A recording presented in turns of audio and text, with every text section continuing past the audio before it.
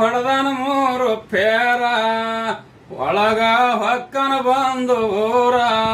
ಭಕ್ತರು ಕಂಗಲಾಗ್ಯಾರ ಪೂರ ಹಳ್ಳಕ್ಕ ಇಲ್ಲೋ ಹನಿಯ ನೀರ ಇಲ್ಲಂತ ಅಳತಾರ ಜನಗೋರ ಕಟಕ ಶಂಕರ ಕಲ್ಲಾಗಿ ಕುಂತಾನೋ ಇನ್ಯಾವ ದೇವರ ಕಟಕ ಶಂಕರ ಕಲ್ಲಾಗಿ ಕುಂತಾನ ಇನ್ಯಾವ ದೇವರ